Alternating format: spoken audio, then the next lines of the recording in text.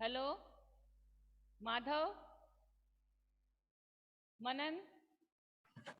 Yes madam, आवाज आ आवाज रही है। आवाज आ रही है ना बेटा? यस मैम, आवाज आ रही है। Yes madam. ठीक है बेटा। चलो क्लास शुरू करते हैं अपनी। बेटा क्लास लेट हो गई, अपना इंटरनेट प्रॉब्लम है, उसके कारण अपनी क्लास है वो बीच में डिस्टर्ब हो गई।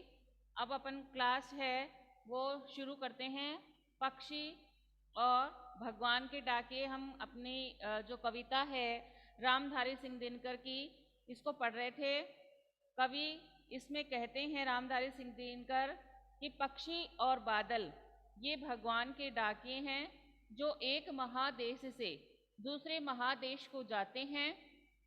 हम तो समझ पाते नहीं पाते हैं, मगर उनकी लाई चिट्ठियाँ पेड़ पौधे पानी और पहाड़ बांसते हैं।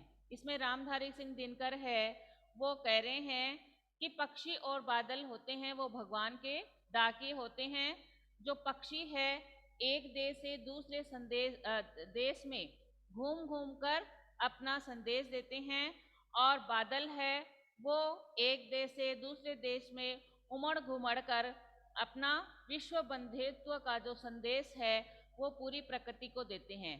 पूरी प्रकृति में पेड़ पौधे हैं, पहाड़ है, नदियां हैं, झरने हैं और सागर है। ये इनको संदेश देते हैं, इनको तक ये अपना संदेश है वो पहुंचाते हैं। बादल तो उमड़ घुमड़ कर यानी एक जगह से दूसरी जगह बरसात करके, और पक्षी होते हैं वो एक देश से दूसरे देश में घूम घूम कर अपना विश्व बंधुत्व का जो संदेश है वो पहुंचाते हैं। तो कवि कहते हैं कि पक्षी और बादलों के जो लाए गए संदेश को जो प्रकृति है वो तो समझ लेती है, लेकिन जो मनुष्य है वह इनके संदेशों को नहीं समझ पाता है। हम तो केवल यह आंकते हैं कि एक देश की धरती दूसरे देश को सुगंध भेजती है, और सौरभ हवा में तैरते हुए पक्षियों की पांखों पर तीरता एक देश का जो भाप दूसरे देश में पानी बनकर गिरता है।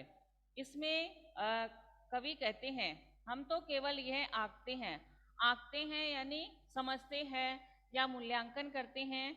धरती, एक देश की धरती, धरती यानी जो हमारी पृथ्वी माता है, वह सुगंध, सुगंध यानी जो अच्छी गंध होती है, मधुर जो गंध होती है उसे हम कहते हैं सुगंध। और सौरभ, सौरभ यानी खुशबू, सौरभ को क्या कहते हैं? खुशबू होती है, उसे कहते हैं पांख। पांख यानी पंख, पंख होते हैं।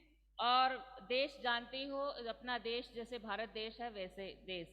तो इसमें कवि रामधारी सिंह दिनकर कह रहे हैं हमें कि धरती है वो एक प्रदेश के फूलों की सुगंध हवा में तैरकर व पक्षियों के पंखों द्वारा दूसरे देश में बिना किसी बाधा अथवा रुकावट के जाते हैं। कि कवि ने यहाँ ये बताना चाह रहे हैं कि धरती है, कि धरती पर एक प्रदेश के जो फूलों की जो सुगंध होती है वो क्या होती? हवा के द्वारा, यानी हवा के द्वारा तैरकर या हवा के साथ बिखर कर पक्षियों के पंखों के द्वारा, जो पक्षी होते हैं उनके पंखों के द्वारा दूसरे देश में बिना किसी बाधा या रुकावट के जाती है। किसके सहारे जाती है? वो पक्षियों के पंखों के सहारे जाती है। और पक्षियों की पंखों पर तीरता है एक देश का भाप दूसरे देश में पानी बनकर गिरता। एक देश में क्या होता है? बादल बनते हैं और दूसरे देश में बरसते हैं। भाव यह है कि प्रकृति है वो किसी बंधन में न बंधती है और न किसी के प्रति कोई भेदभाव रखती है। मनुष्य को भी इस राह पर चलना चाहिए, आपसी भेदभाव को मिटाकर प्रेम युक्त व्यवहार करना चाहिए सभी से। कवि ने यहाँ विश्व एकता का संदेश दिया है कि जिस प्रकार पक्षी होते हैं और बादल होते हैं वो बिना किसी भेदभाव के कि ये हमारा देश है, ये दूसरा देश है, वो एक देश से उड़कर दूसरे देश में पहुंच जाते हैं। ऐसे ही बादल होते हैं, वो उमड़ घुमड़ कर एक जगह उनमें पानी भरता है, दूसरी जगह वो बरस जाते हैं। वो ये नहीं देखते कि ये भारत देश है, ये पाकिस्तान है, ये श्रीलंका है, या फिर ये कोई अन्य देश है, वो ये नहीं देखते। वो ये देखते हैं कि ये हमारे जहाँ पर जो ज़रूरत है वहाँ पर पानी है वो बरसा दिया जाए, और जहाँ पर जो पक्षी हैं वो क्या करते हैं, अपनी जो पंखों के सहायता से जो एक देश की सुगंध है वो दूसरे देश की सुगंध में पहुंचाते हैं। वो उनमें किसी प्रकार का, वो किसी भी देश के साथ में, अन्य किसी देश के साथ में और किसी भी प्रकार का भेदभाव नहीं करते हैं। तो पक्षी और बादलों के द्वारा कवि रामधारी सिंहकर ने हमें यह संदेश दिया है कि हमें भी प्रकृति के संदेश को समझना चाहिए और सभी के साथ एकता से रहना चाहिए। और एकता में रहने से ही सभी के जो है, एकता में रहने से ही हम क्या है, सभी सुख संपन्न रह सकते हैं, मन में किसी के प्रति द्वेष नहीं रख सकते हैं, और हमारा जो विश्व बंधुत्व का जो भावना है वो जब भी चलेगी जब हम सब मिलकर रहेंगे, ना आपसी भेदभाव को मिटाकर प्रेम पूर्वक रहेंगे। यही कवि ने यहाँ विश्व एकता की संदेश दिया है। कि कवि ने किसका संदेश दिया है? कवि ने यहाँ विश्व एकता का संदेश दिया है कि हमें सबको मिलकर रहना चाहिए, किसी में किसी भी प्रकार का भेदभाव नहीं करना चाहिए। अगर हम भेदभाव करते हैं, अगर हम झगड़ते हैं आपस में, अगर हम कुछ भी एक दूसरे के साथ गलत करते हैं, तो हमें किसे देखना चाहिए? भगवान के डाकिए को। कौन रामधारी सिंह ने किसको बताया? बादल और पक्षी को। तो इसके द्वारा उन्होंने हमें विश्व बंधुत्व का संदेश दिया है। अब देखिए बेटा, इसके जो प्रश्न हैं वो, इसमें पहला प्रश्न है, कवि ने पक्षी और बादल को भगवान के डाकिए क्यों बताया है, स्पष्ट कीजिए। तो कवि ने पक्षी और बादल को भगवान के डाकिए इसलिए बताया है क्योंकि दोनों मनुष्य द्वारा बनाई गई जो सीमा रेखा को पार करके एक दूसरे के देश से, एक देश से दूसरे देश में जाते हैं। पक्षी अपने पंखों द्वारा फूलों की सुगंध है वो दूर दूर तक देशों में भेजते हैं, फैलाते हैं। और बादल है वो एक देश में पानी बनकर दूसरे देश में जाकर बरसते हैं। इसीलिए ये विश्व बंधुत्व की भावना का प्रसार करते हैं। और ये पक्षी और बादल विश्व बंधुत्व की भावना का प्रसार करने के लिए प्रेम, सद्भाव और एकता का संदेश देते हैं। दूसरा है, पक्षी और बादल द्वारा लाई गई चिट्ठियों को कौन कौन पढ़ पाते हैं? तो सोचकर लिखिए। तो पक्षी और बादल द्वारा लाई गई चिट्ठियों को मनुष्य के अलावा जो प्रकृति के विभिन्न अंग है, जैसे पेड़ पौधे, नदियाँ, तालाब, झरने, सागर, पहाड़ आदि, वह पढ़ लेते हैं। कि पक्षी और बादल लाई गई चिट्ठियों को कौन कौन पढ़ पाते हैं? तो पक्षी और बादल को जो लाई गई चिट्ठियों को मनुष्य के अलावा प्रकृति के जो विभिन्न अंग हैं, पेड़ पौधे, नदियाँ, तालाब, झरने, समुद्र, पर्वत, ये भी पढ़ पाते हैं। फिर है, पक्षी किन पंक्तियों का भाव है? पक्षी और बादल प्रेम, सद्भाव, एकता का संदेश एक देश से दूसरे देश में भेजते हैं। तो इसमें आएगा, पक्षी और बादल भगवान के डाकिए हैं जो एक महादेश से दूसरे महादेश में जाते हैं। हम तो समझ नहीं पाते मगर उनकी लाई चिट्ठियाँ पेड़ पौधे, पानी और पहाड़ बांसते हैं। इसमें यह आ जाएगा, पक्षी और बादल प्रेम, सद्भाव, एकता का संदेश जो भेजते हैं वो इन पंक्तियों का भाव है। फिर प्रकृति देश देश में भेदभाव नहीं करती, एक देश से उठा बादल दूसरे देश में बरस जाता है। तो इसमें आ जाएगा, हम तो केवल यह आंकते हैं कि एक देश की धरती दूसरे देश को सुगंध भेजती है और वह सौरभ हवा में तैरते हुए पक्षियों की पांखों पर तिरता है और एक देश का भाप दूसरे देश में पानी बनकर गिरता है। ये इन पंक्तियों का भाव है। फिर नेक्स्ट है अगला अपना, पक्षी और बादल की चिट्ठियों में पेड़ पौधे, पानी और पहाड़ क्यों पढ़ पाते हैं?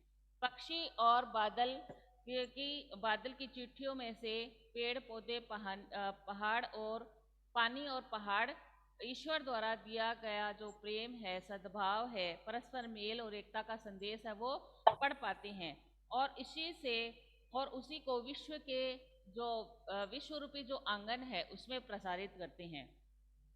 नेक्स्ट है अपना, एक देश की धरती दूसरे देश को सुगंध भेजती है, कथन का भाव स्पष्ट कीजिए। तो कथन का क्या भाव है? कथन का भाव है कि प्रकृति के लिए जो सभी मनुष्य समान हैं, यानी प्रकृति है वो मनुष्य मनुष्य में भेदभाव नहीं करती। प्रकृति के लिए सारा जो विश्व है वो एक है।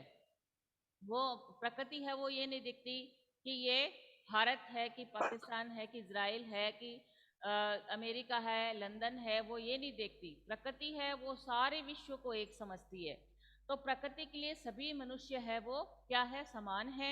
इसलिए प्रकृति सभी मनुष्यों को समान दृष्टि से देखती है, चाहे कोई भी मनुष्य हो। उनके लिए न कोई छोटा है, ना कोई बड़ा है, ना कोई उच्च जाति का है, ना कोई निम्न जाति का है। सभी मनुष्य है वो समान है। वह बिना किसी भेदभाव से प्रेम, एकता एवं सद्भाव का जो संदेश रूपी सुगंध है वो हवा और पक्षियों के माध्यम से एक देश से दूसरे देश को भेजती है, जिसने जन जन के बीच विश्व बंधुत्व की भावना का प्रसार होता है। जिसमें जन जन यानी लोगों में विश्व बंधुत्व की भावना का प्रसार होता है। पाठ से आगे है, पक्षी और बादल की चिट्ठियों के आदान प्रदान को आप किस दृष्टि से देखते हैं? कि पक्षी और बादल की जो चिट्ठियां हैं वो आदान प्रदान करते हैं, आप किस दृष्टि से देखते हैं? तो पक्षी और जो बादल की चिट्ठियों के आदान प्रदान को हम प्रेम और सद्भाव का संदेश देने की दृष्टि से देखते हैं कि वो जो ये चिट्ठियों का आदान प्रदान करते हैं ये हमें प्रेम और सद्भाव का संदेश देते हैं, क्योंकि इन चिट्ठियों में ईश्वर के प्रेम, एकता, सद्भाव का संदेश छिपा होता है। क्योंकि इन चिट्ठियों में क्या छिपा होता है? ईश्वर के प्रेम का और एकता का, सद्भाव आदि का संदेश छिपा होता है। यह संदेश किसी क्षेत्र के विशेष के लिए न होकर पूरी धरती के लिए होता है। ये ऐसे नहीं होता कि ये किसी क्षेत्र विशेष के लिए है। ये मान लो कि ये अपने राजस्थान के लिए है कि मध्य प्रदेश के लिए है कि और किसी राज्य के लिए, ऐसे नहीं होता। ये पूरी विश्व के लिए ये संदेश होता है। फिर अगला है, आज विश्व में कहीं भी संवाद भेजने और पाने का एक बड़ा साधन इंटरनेट है। पक्षी और बादल की चिट्ठियों की तुलना इंटरनेट से करते हुए 10 पंक्तियां लिखिए। तो आज विश्व में हम कहीं भी जो संवाद है उसे भेजने और पाने के लिए का बड़ा साधन क्या है? हम सभी जानते हैं, इंटरनेट है। इस साधन के माध्यम से व्यक्ति जब चाहे, जहाँ चाहे, घर बैठे ही वो अपना संदेश है वो अपने प्रियजन को भेज सकता है। कि जहाँ जैसे भारत देश में बैठा है वो, और उसके कोई रिश्तेदार और कोई जगह रह रहे हो, तो वो चाहता है कि वो अपना कोई संदेश भेजे, तो वह तुरंत ही अपना संदेश है वो मोबाइल से भेज देता है। और उसमें और साथ ही उसके उत्तर रूप में उसका भी संदेश पा सकता है कि उसका जो हमने किसी अपने प्रियजन को कोई संदेश लिखा है, कोई मैसेज भेजा है, तो उसके उत्तर में जो वो उत्तर लिखेगा उसको भी हम पा सकते हैं। आप मोबाइल में ये देखते हो कि आप किसी को, आपको किसी ने, अपने रिश्तेदार ने किसी को कुछ भेजा है, तो आपने उसको थैंक यू या कुछ ऐसे लिख के भेजा है, तो वो तुरंत ही आपको भी रिप्लाई कर देगा। तो आप जो उनको संदेश भेज रहे हो और वो उनको आपको संदेश दे रहा है, वो आप तुरंत ही घर बैठे ही पढ़ लेते हो। तो कवि कह रहे हैं कि इससे एक तो समय बहुत कम लगता है, और और हम अपना जो घर बैठे ही अपने संदेश को प्राप्त कर सकते हैं। जबकि पक्षी और बादल की चिट्ठियों को में छिपा ईश्वरीय संदेश है वो संपूर्ण मानवता के लिए होता है। वो किसी रिश्तेदार के लिए नहीं होता, वो किसी के लिए पर्सनल नहीं होता, वो किसके लिए होता है? अपनी संपूर्ण मानव जाति के लिए होता है। वही हमारा जो संदेश है वो अब केवल अपने प्रियजनों के लिए होता है। अपना जो संदेश है वो केवल प्रियजनों के लिए होता है कि हम किसी को दे रहे हैं, तो पूरी प्रकृति के लिए नहीं होता, वो प्रियजन के लिए होता है, हमारे कोई चाहने वाले के लिए होता है। और उसमें सुख दुख की भावनाएं भी समझी जाती है। जबकि ईश्वरीय संदेश में कि सुख दुख की भावना समाई हुई नहीं होती है, और उसमें केवल प्रेम, सद्भाव और एकता की भावना समाई हुई होती है। तो स्टूडेंट, आज हमारी जो क्लास का टाइम है वो यहाँ पर ओवर हो गया है। दूसरी क्लास का टाइम शुरू होने जा रहा है, इसलिए हम अपनी जो कक्षा है वो यहाँ पर ही समाप्त करते हैं।